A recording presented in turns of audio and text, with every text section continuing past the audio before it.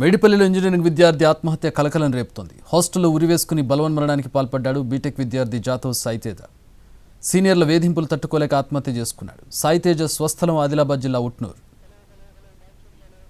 నారపల్లిలోని Siddhartha engineering కాలేజీలో Sai Tej BTech second year చదువుతున్నాడు. బార్లో మద్యం తాగించి బిల్లు కట్టాలని సీనియర్లు వేధించినట్టు ఆరోపణలు వస్తున్నాయి.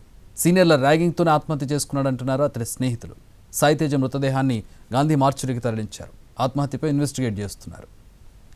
రైట్, మా ప్రతినిధి రవి జాయిన్ అవుతున్నారు స్పాట్ నుంచి. ప్రస్తుతం మేడిపల్లిలో మా ప్రతినిధి రవి ఉన్నారు. అసలు ఏం జరిగింది, తోటి విద్యార్థులు ఏమంటున్నారు, పోలీసులు ఏమంటున్నారు? రవి, అబ్బాయి సెల్ఫీ వీడియోతో రికార్డ్ చేసినట్టున్నారు వాళ్ళ భాషలో. ఏం చెప్తున్నాడు ఆ సెల్ఫీ వీడియోలో? మనకు అందుబాటులో ఎవరున్నారు వివరాలు తెలియజేయడానికి? సాయితేజ నిన్న ఉదయం వాళ్ళ ఫాదర్కి కాల్ చేశాడు. నాన్న అర్జెంటుగా డబ్బులు అవసరం ఉన్నాయని చెప్తే ఒక 1500 రూపీస్ ఫోన్పే ద్వారా పంపానని చెప్తున్నారు.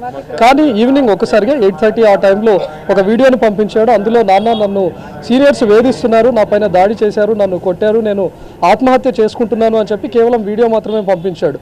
ఆ తర్వాత తండ్రి చాలాసార్లు కాల్ చేశాడు, అయినా ఆన్సర్ చేయలేదు. వెంటనే అక్కడ ఉన్నటువంటి ఫ్రెండ్స్తో పాటు హాస్టల్లో వాళ్ళకి చెప్పాడు. లోపలికి వెళ్ళి చూడగా అప్పటికే సాయితేజ చనిపోయాడు. ప్రస్తుతం తండ్రి మేడిపల్లి పిఎస్లో ఉన్నాడు. తన కొడుకు మృతిపైన అనుమానాలు ఉన్నాయి, ఆత్మహత్య కాదు, ఖచ్చితంగా హత్య జరిగి ఉంటుందని చెప్తా ఉన్నాడు. ఎందుకంటే అక్కడ ఉన్నటువంటి ఫ్యాన్ తన కొడుకు వెయిట్ను కూడా మోయలేదు. అందులోనూ ఎవరు వెళ్ళక ముందే అక్కడ ఉన్నటువంటి హాస్టల్ వాళ్ళు, స్టూడెంట్సే మృతదేహాన్ని కిందకు దింపి ఉంచారని చెప్తా ఉన్నారు. ఈవెన్ పోలీసులు కూడా చేరుకోకముందే మృతదేహాన్ని ఏ విధంగా దించుతారని చెప్తున్నారు. ప్రస్తుతం వాళ్ళకి సంబంధించినటువంటి బంధువులు, అదేవిధంగా వాళ్ళ కమ్యూనిటీకి చెందినటువంటి వాళ్ళు, ఆదిలాబాద్ నుంచి వచ్చినటువంటి వాళ్ళు కూడా ఇక్కడ ఆందోళన చేస్తూ ఉన్నారు. పోలీసులు ఇందులో నిర్లక్ష్యంగా వ్యవహరిస్తున్నారు. అక్కడ ఎవరైతే దాడి చేశారో ఆ యువకుల్ని ఇంకా ఐడెంటిఫై చేయలేదు అని వీళ్ళు చెప్తా ఉన్నారు. మరోవైపు సిద్ధార్థ కాలేజ్ నిర్లక్ష్యం కూడా ఉంది. కాలేజ్ యాజమాన్యం పట్టించుకోకపోవడం, లేకపోతే విద్యార్థులు ఏం చేస్తున్నారు, దాడులకు పాల్పడుతున్నారా అనే దానిపైన కూడా నిఘా పెట్టలేదు. నిన్న సిద్ధార్థను కూడా వాళ్ళు సీనియర్స్ బ్యాచ్ అంతా కలిసి బార్కు తీసుకొని వెళ్ళారు. అక్కడ తాగిన తర్వాత 10,000 రూపాయల బిల్ అయింది. దాన్నంతా జూనియర్స్ పిల్లలే పే చేయాలి అని చెప్పి సాయితేజకు కూడా 2,500 రూపాయలు పే చేయాలని చెప్పారు, ఒత్తిడి తెచ్చారు. దాంతో తన ఫోన్ను కూడా అక్కడే బార్లో పెట్టి ఉంచాలి, 2500 ఇచ్చిన తర్వాతనే నీ ఫోన్ తీసుకొని వెళ్ళాలని చెప్పడం కూడా మనం చూసాం. ప్రస్తుతం చార్లతో ఉన్నారు. మేడం, అసలు ఏం జరిగింది, ఏం చెప్తా ఉన్నారు? మీరు ఎప్పుడు వచ్చారు ఆదిలాబాద్ నుండి? నేను ఆదిలాబాద్ ఉట్నూరు మండల్ జడ్పీటీసీ అండి. వీళ్ళు మా మండలంకే సంబంధించిన వాళ్ళే, మా సొంత గ్రామము నాగల్కొండ. అయితే వాళ్ళ అబ్బాయి ప్రేమ్ సింగ్ వాళ్ళ అబ్బాయి సాయితేజ అనే అబ్బాయి సెకండ్ ఇయర్ అండి, ఇప్పుడు ఇంజనీరింగ్ సెకండ్ ఇయర్ చదువుతున్నాడు. ఇక్కడ సిద్ధార్థ కాలేజ్లో చదువుతున్నాడు. నారపల్లిలో హాస్టల్ ఉంది. అయితే సాయంత్రం వేళ ఏదైతే వీళ్ళు పిల్లలు కలుసుకుంటారో, ఏదో చిన్నగా పార్టీ లాగా అని, అంటే మరి అది ఏం పెద్ద పార్టీ కాదు కానీ చిన్న పార్టీ లాగా చేసుకుంటా ఉంటే ఈ అబ్బాయిని బిల్ అంతా అయినాక, మొత్తం తాగి తిన్నాక బిల్ అంతా అయినాక 10,000 అయింది బిల్లు, మీరు కట్టాలని, నువ్వు కట్టాలని చెప్పేసి ఈయనని చెప్పిండట. అయితే ఆ అబ్బాయి, కాదు నేను అంత డబ్బులు కట్టలేను, నేను మా నాన్న కూలీ చేసుకునే మనిషి, నేను అన్ని డబ్బులు ఎక్కడికి వెళ్ళి తీసుకోవాలి అని చెప్పేసి ఏడుస్తే వదలకుండా ఆయన నువ్వే తేవాలి, కంపల్సరీగా నువ్వే డబ్బు కట్టాలి, 10,000 కట్టాలి అని చెప్పేసి టార్చర్ పెట్టిర్రు. పెట్టిన తర్వాత ఈ అబ్బాయి వాళ్ళని ఏడ్చుకుంటూ వాళ్ళ నాన్నకు ఫోన్ చేసి, నాన్న నాకు ఇట్లా 10,000 అడుగుతున్నారు, మరి నేను ఎక్కడికి వెళ్ళి తేవాలి అని అంటే, నా దగ్గర లేవు నాన్న, 1,500 ఉన్నాయి అని చెప్పేసి 1,500 వాళ్ళ నాన్న ఫోన్పే చేసిండట. ఆ ఫోన్పే చేసిన తర్వాత మరి 1,500 ఉన్నాయి మీకు ఇస్తాను అని అంటే ఒప్పుకోలేదు వాళ్ళు. కాదు మొత్తం బిల్లు నువ్వే కట్టాలి, 10,000 నువ్వే కట్టాలని చెప్పేసి టార్చర్ పెట్టి ఆయనను హింసించడం స్టార్ట్ చేసిండ్రు. దాని తర్వాత మరి అక్కడ ఏం జరిగిందనేది ఇప్పుడు పోలీసులు నిర్ధారణ చెయ్యాలి. ఆ అబ్బాయిని తీసుకెళ్ళి హ్యాంగ్ చేసిండ్రా, లేకపోతే మేమైతే ముమ్మాటికి ఇది హత్యనే అని అంటున్నాం. ఎందుకంటే ఏదైతే మా వాళ్ళు వచ్చే వరకు అక్కడ ఆపకుండా ఏదైతే కాలేజ్ సిబ్బంది ఉన్నారో మొత్తం హ్యాంగింగ్ చేసుకుని ఉంటే దాన్ని కింద తీసి పెట్టినరు. మేడం, నిన్న బార్ బిల్ విషయంలోనే జరిగిన గొడవనా, లేకపోతే సీనియర్స్ సాయితేజ పైన ర్యాగింగ్కి కూడా పాల్పడ్డారా? అంటే ఇంతకుముందు కూడా ఒక 2-3 సార్లు ర్యాగింగ్ చేశారట అండి. నిన్న జరిగిన విషయంలో ఒక ర్యాగింగ్ అని సీనియర్లే కాకుండా లోకల్ వాళ్ళు ఎవరైతే ఉన్నారో, లోకల్ వాళ్ళు 2-4 పిల్లలు కూడా లోకల్ వాళ్ళు ఉన్నారంట. వాళ్ళు కాలేజీకి సంబంధించి కాదు, అది బయట నుంచి వచ్చిన వాళ్ళు, రౌడీ షీటర్స్ అని అంటున్నారు. కాబట్టి వెంటనే ఇప్పటి వరకు, ఇప్పుడు టైం ఎంత అయిందండి, 1 అవుతుంది, ఇంతవరకు వాళ్ళ జాడపత్త లేకుండా మరి పోలీస్ యంత్రాంగం ఏం చేస్తున్నది?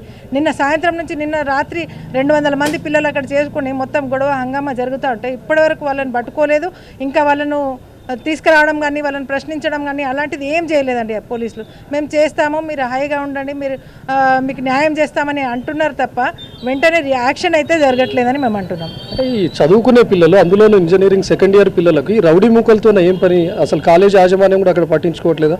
ఆల్రెడీ నిన్న జరిగిన గొడవ కాదు, శనివారం మొదలైంది. శనివారం కూడా ఒక గొడవ జరిగింది first year students second year students మధ్య. అంటే ఈ కాలేజ్ నిర్లక్ష్యం కూడా ఉందా? కాలేజ్ నిర్లక్ష్యం తప్పకుండా ఉందండి. ఎందుకంటే ఇప్పుడు ఇంత జరిగింది, ఇప్పటివరకు ఇక్కడ ప్రిన్సిపల్ గారు లేరు, ఇక్కడ హాస్టల్ వార్డెన్ లేరు, ఎవరు స్టూడెంట్స్ లేరు, వాళ్ళ పేరెంట్స్ లేరు, ఎవ్వరు లేరు సపోర్ట్కి. ఇప్పుడు పాపం మా పేద అబ్బాయి అని చెప్పేసి ఇంత నిర్లక్ష్యంగా, అంటే చనిపోతే చనిపోని అనేసి వదిలేయడమే కదా, నిర్లక్ష్యమే కదా మీకు కనిపిస్తుంది కదా. ఇక్కడ హాస్టల్ ప్రిన్సిపల్ కానీ వార్డెన్ కానీ ఎవ్వరు వచ్చి ఇక్కడ మాట్లాడిన దాఖలా ఇంతవరకు లేదు. దాన్ని బట్టి మనం అర్థం చేసుకోవాలి నిర్లక్ష్యం అనే. ఎందుకంటే పిల్లలు సాయంత్రం ఎక్కడ పోతున్నారు, ఏం చేస్తున్నారు అనే ఒక పరిశీలన లేకుండా వీళ్ళు హాస్టల్లో నడుపుతున్నారు. మరి ఇంతకుముందు కూడా మొన్న శనివారం జరిగింది, మళ్ళీ పదే పదే జరుగుతుంది. మరి హాస్టల్ యాజమాన్యం కానీ వీళ్ళు ప్రిన్సిపాల్స్ కానీ ఏం చేస్తున్నట్టండి? కాలేజ్ నుంచి ఏమైనా రెస్పాన్స్ ఉందా? కాలేజ్ నుంచి కూడా ఏ రెస్పాన్స్ లేదు, ప్రిన్సిపల్ కూడా ఇప్పటి వరకు మాట్లాడలేదు దీని గురించి. మేము దీన్ని చాలా తీవ్రంగా ఖండిస్తున్నాము. తప్పనిసరిగా ఇది హత్య కాబట్టి వారికి తప్పకుండా న్యాయం జరగాలి. ఏదైతే ఆ ప్రేమ్ సింగ్ ఉన్నారో పాపం కూలీ చేసుకునే మనిషి పైసా కూడబెట్టుకొని ఇక్కడ అబ్బాయిని తీసుకొచ్చి చదివిపిస్తూ ఉంటే అబ్బాయిని టార్చర్ పెట్టి హింసించి హత్య చేసినట్టు మేము తప్పనిసరిగా ఇది హత్య, ముమ్మాటికి హత్య అని మేము అంటున్నాము. వారికి తప్పకుండా ₹1 ఎక్స్గ్రేషియా ఇవ్వాలి, వారి కుటుంబాన్ని ఆదుకోవాలి. ప్రభుత్వం వెంటనే దీనిపైన స్పందించాలి, ప్రభుత్వం వెంటనే వీరికి న్యాయం చేయాలని మేము కోరుకుంటున్నామండి. చూస్తున్నాం ఇక్కడ బంధువులు కానీ లేకపోతే మద్దతుగా వచ్చినటువంటి వాళ్ళు ఖచ్చితంగా ముమ్మాటికి హత్య అని చెప్తున్నారు. అటు కాలేజ్ నిర్లక్ష్యం ఉంది, మరోవైపు హాస్టల్ నిర్లక్ష్యం ఉంది. నిన్న బార్ విషయంలో జరిగినటువంటి గొడవే కాకుండా శనివారం రోజు కూడా ఒక గొడవ జరిగింది. సాయి తేజ అదే ఫస్ట్ ఇయర్ స్టూడెంట్స్ మధ్య గొడవ జరిగింది. అయినా కాలేజ్ యాజమాన్యం పట్టించుకోలేదు. ముఖ్యంగా హాస్టల్ వాళ్ళు కానీ కాలేజ్ వాళ్ళు ఇప్పటికీ రెస్పాండ్ అవ్వట్లేదు అని చెప్తున్నారు. ఎవరైతే దాడి చేశారో, నిన్న బార్లో ఎవరైతే కూర్చొని సిట్టింగ్ వేశారో వాళ్ళని కూడా ఇప్పటివరకు ఐడెంటిఫై చేయలేదు పోలీసులు కూడా నిర్లక్ష్యంగా వ్యవహరిస్తున్నారని చెప్తున్నారు వీళ్ళంతా. అయితే మొత్తంగా వీళ్ళు దాడి చేసినటువంటి వాళ్ళలో సిద్ధార్థ ఇంజనీరింగ్ కాలేజ్కి చెందినటువంటి ఫైనల్ ఇయర్ స్టూడెంట్సే కాకుండా బయట వేరే కాలేజ్కి చెందిన ఫైనల్ ఇయర్ స్టూడెంట్స్ ఉన్నారు, కొంతమంది రౌడీ మూకలు కూడా ఉన్నారు. అంటే ఎంటైర్ వీళ్ళంతా ఒక బ్యాచ్గా పాల్పడి జూనియర్లను వేధిస్తూ జూనియర్లను బలవంతంగా బార్లోకి పిలిపించుకొని వీళ్ళు తాగినటువంటి బిల్ని అంతా కూడా వాటికి పే చేయమని జూనియర్ల పైన ఒత్తిడి తేవడం కారణంగానే ఈ సూసైడ్ జరిగిందన్నట్టుగా తెలుస్తుంది. పోలీసులు కూడా ఇదే కోణంలో దర్యాప్తు చేస్తున్నారు. Chakri, thanks for the updates.